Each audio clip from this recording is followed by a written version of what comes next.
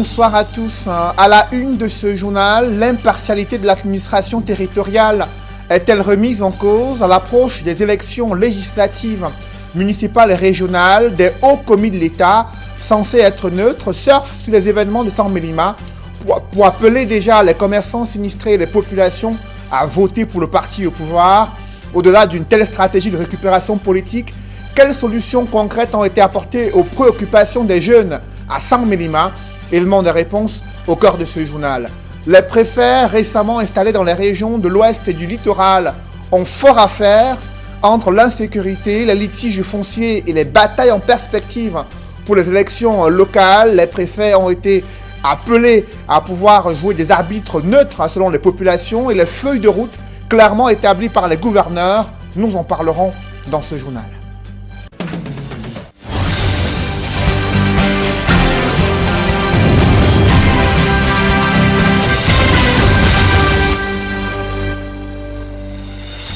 Merci de suivre cette édition complète de l'information sur Equinox Télévision. D'abord, cet incendie survenu à Newbel, dans le 2e arrondissement de Douala. Les flammes qui ont fait un mort et un blessé grave. Les flammes sont parties ont été déclenchées dans la nuit. L'origine reste encore inconnue et pourtant les familles sont éplorées et les voisins n'ont pu rien faire pour éviter que cette tragédie ne survienne. Le récit des faits avec Equa Claude et Michel Ngachou. Quand le feu et la mort en action s'offrent encore des vies humaines.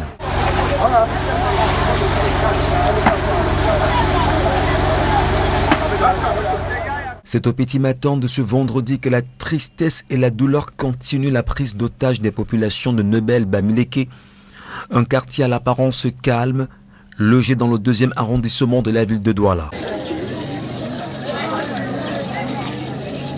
Sur cette montée de flammes ardentes que tentent désespérément d'éteindre les sapeurs-pompiers, un corps calciné d'enfant de 8 ans et un autre placé sous soins intensifs dont les dégâts des flammes feront de lui un grand brûlé à l'âge de 10 ans.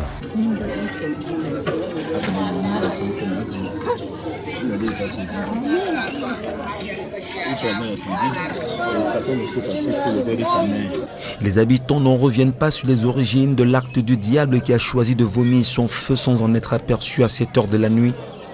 Les interrogations fusent de part et d'autre. On ne connaît pas la provenance de cet incendie-là, on ne connaît pas la provenance, mais tout à l'heure là j'ai appris certaines informations que ce qui est Bayerès est venu, elle a fait une menace hier dans la journée qui devait brûler la maison. On ne sait pas si c'est elle ou pas, on ne connaît pas. Voici ce qui reste de la maison de fortune partie en fumée, alors que les propriétaires résidents au moment des faits étaient en voyage avec d'autres enfants. La scène est digne d'un film d'horreur. Seules les ardoises de la petite école coranique ont survécu à l'intensité de la flamme. Les documents et ustensiles sont quant à eux irrécupérables. Voici les restes du petit Abdou Salim, mort par incendie, qui sera conduit à ses dernières demeures selon la pure tradition islamique. Une enquête est ouverte par les éléments du commissariat du 2e arrondissement afin de déterminer les origines de la flamme. Une accalmie règne à Yagua, à l'extrême nord du Cameroun, durant la journée de jeudi. Toutes les boutiques du marché central là-bas sont restées fermées. Des commerçants ont marché dans les rues de Yagua afin de contester les arnaques qu'ils subissent au quotidien. Ils pointent un doigt accusateur sur un magistrat en fonction dans la ville. Ils ont interpellé le gouverneur, le sous-préfet, également le ministre de la Justice afin de voir plus clair dans cette affaire. D'autres précisions avec Amadou Daïrou et Ket Diarra. Grogne des populations dans la ville de Yagua. Pancarte en main, hurlant à tue-tête, elles réclament la peau d'un seul homme, le procureur de la ville. Un homme qu'elles accusent être à l'origine de nombreuses exactions. Le procureur s'est fait délégué du commerce, le service des impôts, la douane, la police, la gendarmerie. Lui seul, il a pris ça au compte de ses propres gré. Depuis juin 2018, il a scellé des magasins, soi-disant que les gens sont en train de mener des commerces illicites. On se plaint chez le préfet. Le préfet nous a dit que non, il va l'appeler, il ne va pas faire ça. Mais les plaintes se succèdent et rien n'est fait dans le but de stopper les actions du magistrat sur ceux qui se présentent aujourd'hui comme ces victimes de choix. Quand un camion entre ici à Yagua, le convoyeur se retrouve déjà. Arrivé au péage, le procureur est déjà au courant. Dès que le camion s'emmène derrière la prison à l'entrée de Yagua, le convoyeur est déjà au commissariat ou à la brigade interpellée, qui a un mandat d'amener contre toi. Le convoyeur dit mais il y a quoi? Il nous appelle. On part là-bas, on dit mais il y a quoi? On dit que non, c'est le procureur. On attend 2-3 jours, on l'amène là-bas, on le défère. Il répond à ce monsieur que, monsieur, est-ce que vous êtes entré ici, vous m'avez cherché? Vous savez bien que ici, quand vous entrez, il faut passer par moi. Il réclame de l'argent, c'est de rançon. 500 000, 1 million. Un ensemble de faits qui a paralysé les activités économiques de la ville avec des pertes et des manques à gagner évalués à hauteur de milliers de francs CFA dus à la fuite des investisseurs. En quête de solutionnement, les commerçants se sont directement adressés au ministre de la Défense à Yaoundé. J'ai pris quelques-uns, j'ai formulé, j'ai écrit leur nom, le numéro de leur boutique, l'argent rançonné, le numéro de leur téléphone. J'ai fait une synthèse, j'ai envoyé au ministre. On nous a auditionnés à Marois, au parquet général. Nous sommes allés au colonel de la gendarmerie de l'extrême, on nous a auditionnés. Dès qu'on est rentré, le monsieur nous a convoqués, il a fait des mandats d'amener. Il faut qu'on nous arrête, on nous fout en prison. En tout désespoir de cause, ces commerçants harcelés et dépités vont fermer leur boutique ce jeudi. Un jour pourtant réservé au marché pour se retrouver dans la rue. Alertés, les autorités vont tenter de contenir les grévistes, leur demandant d'aller ouvrir boutique et de les laisser gérer le problème. On dit non, les commerçants ont dit que non, trop c'est trop. Il ne faut pas qu'on il faut qu'on parte mourir tous. Et nous avons fait une marche sans toucher à quelque chose. Nous avons marché devant la préfecture, nous avons notre banderole que vous avez vu, on était mécontents. Le préfet avait les FMO, ils nous ont interpellés, l'adjoint au préfet, il nous a dit que président, allez-y, on a pris ça en compte, on a entendu, on a vu, allez-y, il faut que les commerçants ouvrent leurs boutiques, nous allons gérer ça ensemble, mais on est dépassé. Le procureur Vomi, quant à lui, est porté disparu depuis mercredi soir. À l'annonce de ce mouvement de grève, les riverains sont toujours sans nouvelles de lui.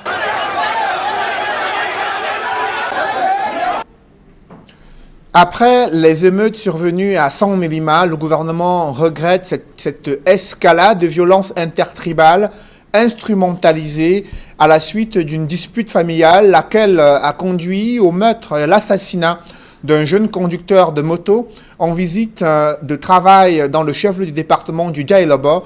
Le ministre de l'administration territoriale a tenu à prêcher le vivre ensemble. Il a également, pour la Tangandie, a également promis les dédommagements aux commerçants sinistrés. On fait le point avec Élisée Bogba et Aïk Cyril. Pour le ministre de l'administration territoriale en visite à San Mélima, tout serait parti d'une désinformation. Le conducteur de moto-taxi décédé aurait été assassiné par l'un de ses proches.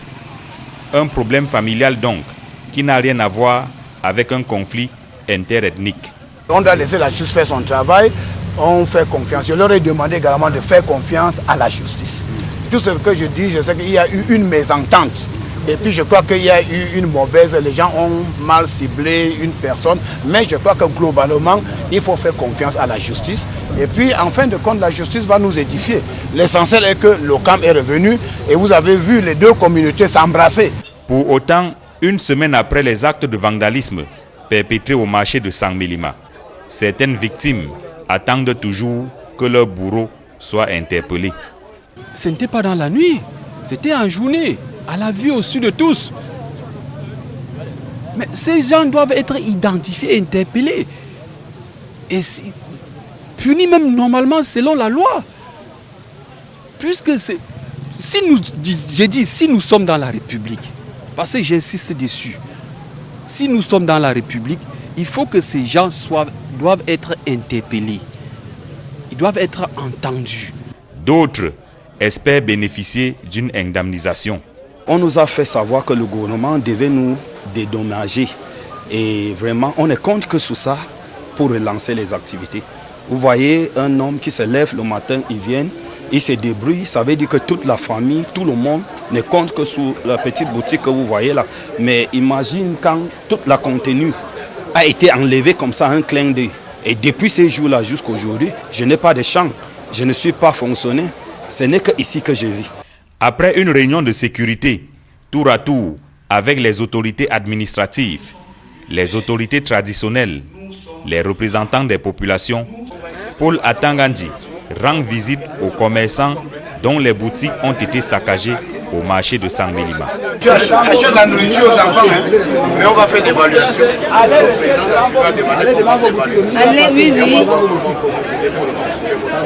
Ce sont au total 52 victimes à qui le ministre de l'administration territoriale prêche le vivre ensemble. Ce matin également, je suis arrivé, nous avons d'abord prêché le vivre ensemble. Vous avez vu les documents que nous avons amenés, les fagnons et tout ça. Nous avons insisté sur le vivre ensemble, le vivre ensemble.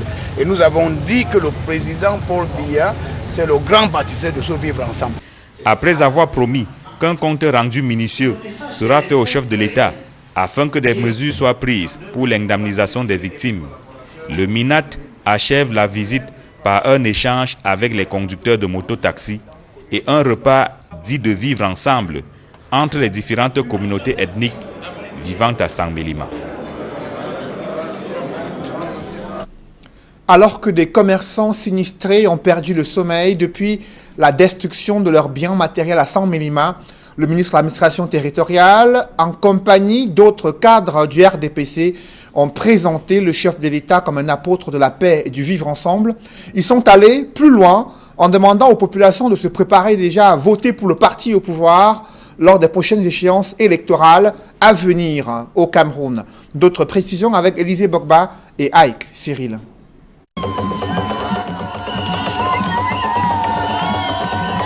Ça avait tout l'air d'un meeting politique, avec dans le rôle de cadre politique le ministre de l'administration territoriale et dans le rôle de militant des conducteurs de moto-taxi. À Sangmélima, Paul Atangandji leur remet des effigies de son champion Paul Biya, qu'il présente comme apôtre du vivre ensemble. Son Excellence Paul Biya, le grand bâtisseur du vivre ensemble. Son Excellence Paul Biya, le grand bâtisseur du vivre ensemble. Dans la foulée, Paul Atangandji offre à chacun des 200 conducteurs réunis autour de lui 3 000 francs CFA de carburant et 4 000 francs CFA comme soutien. On va avoir le carburant de 3 000 francs. L'on cite le chômage et le sous-emploi comme l'une des causes de la montée de la violence au sein de la jeunesse camerounaise.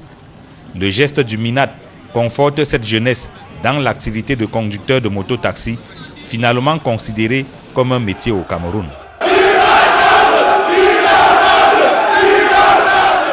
Le MINAT était accompagné à Sangmélima par un ancien membre du gouvernement, militant du RDPC. Djanko Lamer rappelle aux jeunes de Sangmélima que de tous ceux qui défilent ici, depuis que leurs commerces ont été vandalisés, ils ne doivent avoir d'yeux et d'oreilles que pour le RDPC.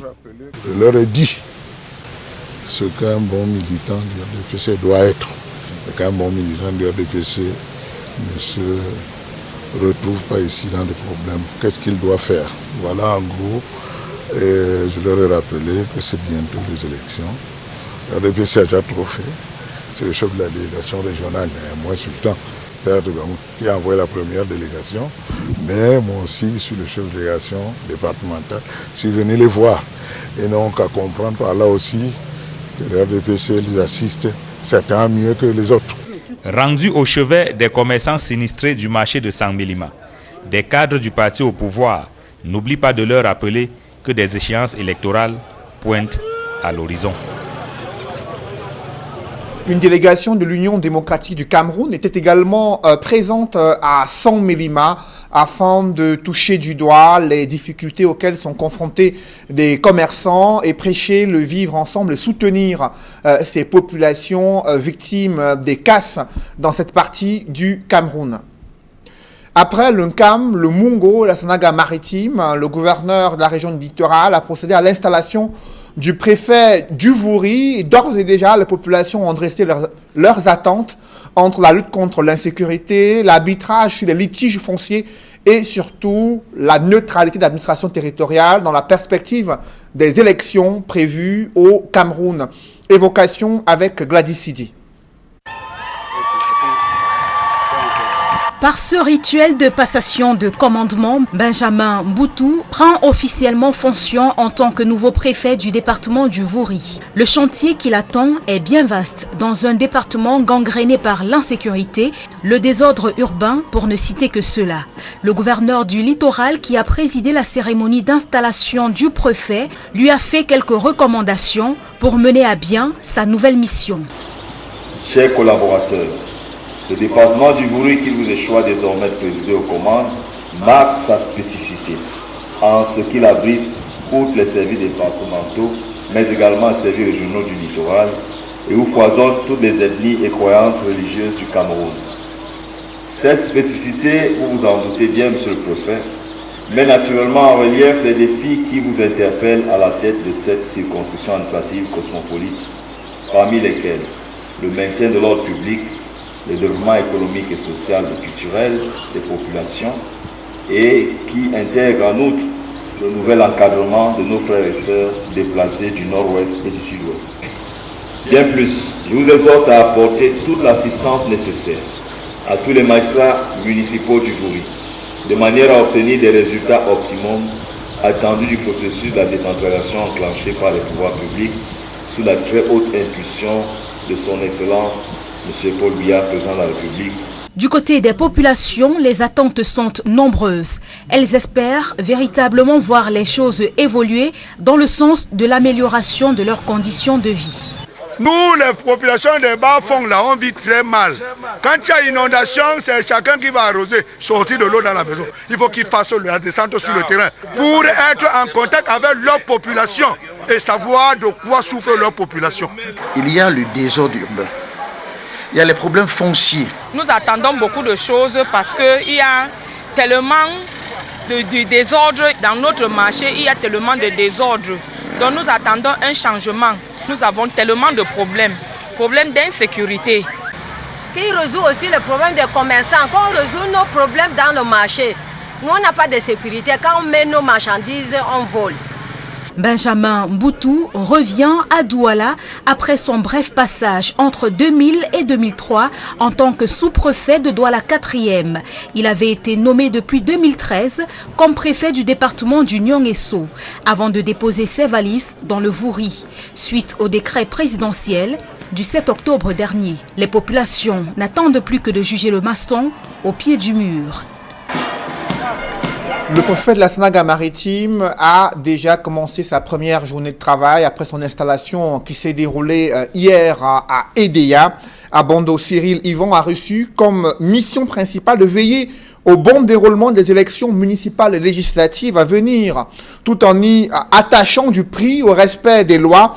Autre défi majeur, conserver la paix et la cohésion sociale, veiller à la sécurité des personnes et des biens. C'est là la feuille de route prescrite par le gouverneur du littoral que je vous propose d'écouter.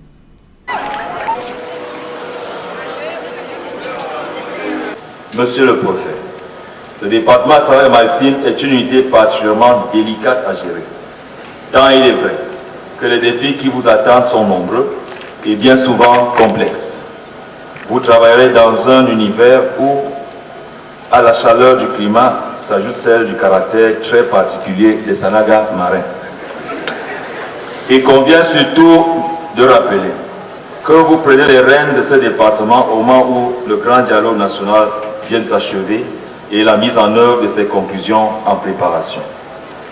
L'application des directives qui en découleront devra mobiliser toutes vos compétences. Un autre défi majeur que vous aurez à relever est le déroulement parfait des prochaines élections locales. Il va s'agir d'un intense moment de turbulence au cours duquel vos nerfs seront mis à rude épreuve. Vous serez voués aux gémonies, cloués au pilori, jetés en pâture à la vindicte populaire, outrageusement calomniés, atrocement vilipendés. Mais sachez garder votre sang-froid en toutes circonstances. Attachez-vous au respect des lois et règlements. Calmez les ardeurs des plus véhéments. Ignorez les colibets et invectives. Veillez à conserver la paix sociale et la cohésion nationale. Situé à la confluence des routes entre Douala, Yaoundé et Kribi, votre nouvelle unité occupe une situation stratégique. Elle apparaît comme la sentinelle de ces trois cités. Sa position la soumet à une intense spéculation foncière, notamment dans l'arrondissement de Libamba, qui apparaît chaque jour davantage comme la nouvelle banlieue de Douala, avec tous les appétits que cette situation peut générer. Je vous recommande donc la plus grande attention en matière de gestion foncière. Vous prenez le commandement au moment où le ministre en charge des questions foncières, après une évaluation de la suspension des transactions foncières, s'apprête à l'atténuer. Faites-en bon usage. Au point de vue du maintien de l'ordre, vous savez, quand on parle de terrain, on n'applaudit pas beaucoup. Au point de vue du maintien de l'ordre, il vous appartient de veiller de manière permanente à la sécurité des personnes et des biens. Pour cela, tout en continuant l'action de votre prédécesseur, vous veillerez de manière toute particulière à assurer en tout temps la circulation sécurisée sur la route nationale numéro 3, en y décourageant toute velléité d'action des bandits des grands chemins. Cette route est également très accidentogène.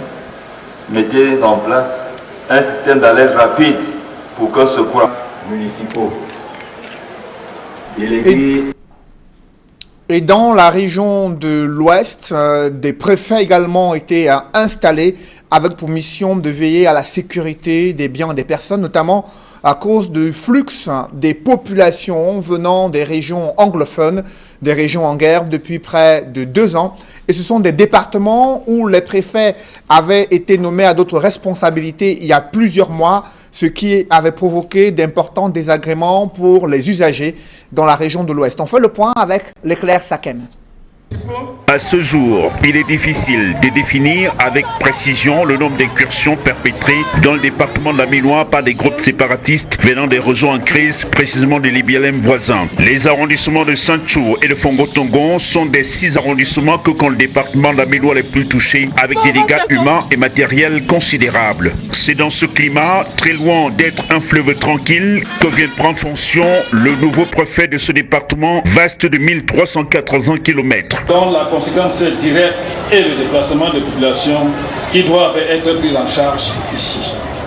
C'est dit, monsieur le préfet, la tâche qui vous attend, à savoir éradiquer la pauvreté pour moi le logement dans la paix. Gopétoin a été installé dans ses fonctions par le gouverneur de la région de l'Ouest. Cité universitaire, le département de la Ménois fait aujourd'hui face à une rude équation de flux des déplacés fuyant la guerre dans le nord-ouest et le sud-ouest. Il accueille plus de 5000 déplacés qui viennent s'ajouter aux 60 000 âmes que comptait déjà la Ménois. Assurer l'encadrement de ces déplacés ainsi que du reste de la population pour maintenir un climat de paix et de cohésion sociale font partie des défis que devra relever celui qui succède et bonne confiance. Il s'agira surtout pour vous de faire preuve d'anticipation dans la prise de mesures efficaces en relation avec les responsables des forces de maintien de l'ordre, des chefs traditionnels et religieux pour lutter contre les incursions des groupes séparatistes des régions du nord-ouest et du sud-ouest dans votre territoire. Il faut veiller surtout ce qui se passe de l'autre côté. Je crois que ce n'est pas pour rien qu'on vous a choisi. Étant un ancien préfet de Libialem, vous allez nous aider ici à mettre la paix parce que vous connaissez ce qui se passe de l'autre côté. À Baham, dans les hauts-plateaux, le gouverneur de la région du Soleil couchant a instruit au nouveau préfet de régler certains conflits restés pendants après le décès de son prédécesseur. Il y a eu beaucoup de cambriolages dans des résidences des élites. C'est un phénomène qui doit s'arrêter. Bien sûr, il doit assurer qu'il y a l'harmonie et surtout nous gérer le problème de la chefferie de Bangou, qui vraiment est un problème qui est en train de diviser une partie de ces populations. Les populations du Haut-Plateau placent beaucoup d'espoir au nouveau préfet. Le bateau, département des Hauts-Plateaux est resté presque un an sans commandant. Et nous espérons qu'aujourd'hui où le chef de l'État nous a doté d'un nouveau commandant de bord, que le département des Hauts-Plateaux va revivre, va reprendre son envol et continuer à vivre. Toujours dans la même lancée, le préfet du département du Conquis a pris fonction ce vendredi. Avec en face, les autres devoirs qui interpellent ces hauts commis de l'État du Cameroun ont été réitérés. Il consiste à lutter contre le grand banditisme qui a fait son nid dans les départements des Hauts-Plateaux, de la Ménois et du Conquis. Les vols des engins, l'incivisme fiscal, l'urbanisation anarchique, entre autres. À cet effet, une collaboration saine et sereine a été prescrit entre les préfets entrants et sortants pour parvenir à relever dans sa grande majorité ces défis qui interpellent le maçon au pied du mur. Les dés sont donc jetés. Dans le chaudron de la crise anglophone, Adolphe Lélé-Lafrique a rendu visite aux proches de Florence Ayafor, la gardienne de prison assassinée dans des conditions choquantes et horribles. Il y a quelques semaines, le gouverneur de la région du Nord-Ouest a transmis les condoléances du gouvernement et a promis le soutien de l'État à cette famille éplorée depuis plusieurs semaines, ayant vu cette vidéo devenue virale sur les réseaux sociaux dans laquelle est assassinée la gardienne Florence Ayafor. La famille de la victime a saisi la justice militaire afin de voir plus clair dans les circonstances de kidnapping, de l'assassinat de leur fille et les auteurs de ces actes. L'ambassade des États-Unis d'Amérique a demandé au gouvernement camerounais de mener une enquête indépendante, équilibrée, afin de pouvoir identifier les auteurs et les traduire devant la justice. En collaboration avec le ministère de l'Enseignement supérieur, l'Université des Montagnes renforce les capacités de ses apprenants. C'est à la faveur d'un séminaire organisé sur la gestion axée sur les résultats et la nouvelle gouvernance universitaire. Reportage. Une session de formation de 2 jours, prescrite par le ministre de l'Enseignement supérieur, Jacques Famdongo, sur la gestion axée sur les résultats GAR et la nouvelle gouvernance universitaire. Cette session était animée par le professeur Émile Kémonier, inspecteur au ministère de l'Enseignement supérieur. Y prenait part la quasi-totalité du personnel de l'Université des Montagnes, avec en tête le professeur Jeanne Gongan, vice-présidente de l'UDM. Dans son mot introductif, le professeur Émile Kémonier définira la GAR comme une démarche qui s'appuie sur un ensemble d'objectifs, d'activités, de résultats bien définis et qui envisage surtout d'avoir une vision claire des objectifs d'un projet et de savoir dans quelle mesure ces objectifs peuvent être atteints, l'amélioration de l'efficacité du rendement étant une préoccupation constante du ministre de l'Enseignement supérieur. Je retiens d'abord la notion de la GAR, c'est-à-dire la gestion axée sur les résultats. Et il est à noter que je suis manager de formation, donc je comprends bien ce thème, donc je suis très content. Pourquoi? Parce que dans notre université, je pense qu'on va pouvoir l'implémenter. Le fait que le ministre, son Excellence, le ministre d'État, le ministre de l'Enseignement supérieur, a envoyé ici, chez nous, un émissaire, le professeur Kémonier, qui est son inspecteur numéro 1, pour nous former en 2 jours autour de cette thématique très importante. Pour moi, je suis satisfait.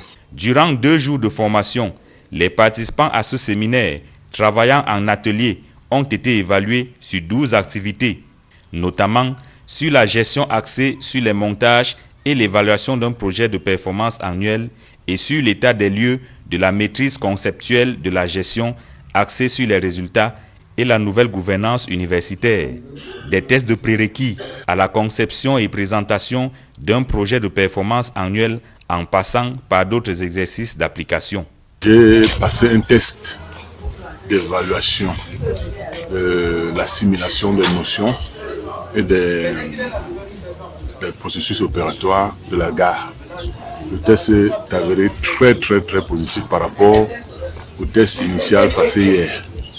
On a eu de très bons résultats qui montrent l'adhésion de la majorité pour ce concept. Il reste seulement maintenant à ce que les commissions que nous avons créées pour coordonner la GAR ici dans cette institution se mettent au travail et qu'à un certain moment donné, à mi-parcours, on vienne évaluer pour voir si les indicateurs sont bien suivis et maîtriser les écarts entre les prévisions et les activités. Ce séminaire, salué dans son mot de fin par le professeur Christine Gogan, s'est achevé par la mise sur pied des commissions pour coordonner la gestion axée sur les résultats à l'Université des Montagnes de Baganté. L'association Les Enfants de Monique, installée en Europe, fait le point sur ses activités d'accompagnement des femmes et des enfants désœuvrés au Cameroun, ceci grâce à la mobilisation des âmes sensibles et à l'implication des membres de l'association Les Enfants de Monique. Reportage. C'est dans ce château, dans la ville de Chaltin, en région namuroise, en Belgique, que s'est tenue l'Assemblée générale de l'association Les Enfants Monique les Fous du Cœur. Une association créée après les mois suscités par le drame de Monique Koumatekel, survenu le 12 mars 2016 à Douala. L'association Les Enfants de Monique les Fous du Cœur est une association qui est née maintenant il y a 3 ans. Cette association est née suite au drame tragique qui est arrivé au Cameroun en 2016 par la mort de Monique, cette jeune dame qui a été éventrée devant un grand âme de santé.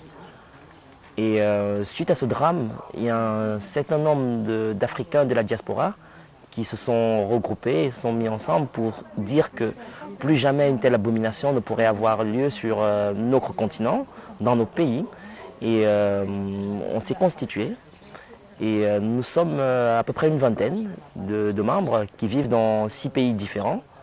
Les membres de l'association Les Enfants Monique les Fous du Cœur présents à cette assemblée générale en Belgique sont venus de plusieurs pays où ils résident. France, Belgique, Suisse, Roumanie et Canada. Pour eux, la dignité humaine doit être placée au centre de toutes les préoccupations. Donc, en fait, nous visons par ce combat remettre 4 grands principes au cœur dans notre société, à savoir la dignité humaine, le repère moral, le bon cœur, les actions citoyennes.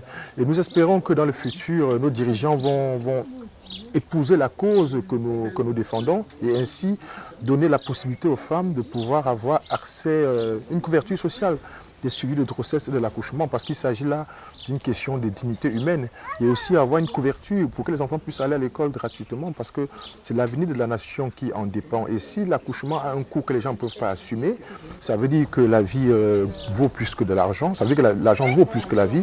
Et si les enfants ne peuvent pas aller à l'école, c'est l'avenir d'une génération qui est mise en cause. Les membres issus de différentes nationalités, dont des Camerounais, des Rwandais, des Sénégalais et autres Ivoiriens, sont satisfaits du bilan de leurs actions, notamment de l'implémentation du plan Monique qui a permis de prendre en charge de nombreuses femmes enceintes en situation d'indigence et de scolariser près d'une centaine d'enfants. Chaque membre de notre association cotise mensuellement et c'est grâce à ces cotisations qu'on arrive à financer ces actions. À ce jour, l'association a pris en charge une 50aine de femmes avec environ 37 bébés qui sont nés. On a également pris en charge les enfants dont les parents n'avaient pas les moyens de les envoyer à l'école. On a eu des cas qui nous ont été soumis, c'est le cas des filles du Koweït, que certains membres ici ont payé le voyage du Koweït jusqu'au Cameroun. Et en plus de ça, par rapport à leur réinsertion sociale, certains membres ont aussi allouer des sommes pour que ces filles aient une activité professionnelle qui puisse subvenir à leurs besoins. Entre autres, on s'est occupé aussi du cas d'Ibrahim Bello, qu'on suit, même si on est à distance, on s'occupe de lui de temps en temps. L'association Les Enfants Monique les Fous du Cœur ne compte pas s'arrêter en si bon chemin. Le vœu pour ses membres au sortir de cette assemblée générale étant de susciter amour, compassion et partage auprès de plusieurs autres potentiels membres, mais surtout de venir en aide aux femmes enceintes indigentes et de faciliter la scolarisation de nombreux enfants. Merci de suivi. Juste après cette édition de 20h, retrouvez Nadine Yambou et ses invités pour le débrief du journal sur le plateau d'Equinox Soir. Nadine. Oui, Cédric Noufélé, merci à vous et bon week-end également. Donc, à la deuxième partie équinoxoire consacrée au débrief, nous allons revenir encore sur ces mesures gouvernementales, notamment après les émeutes de San Mélima, ainsi que les recommandations faites aux préfets installés ce jour.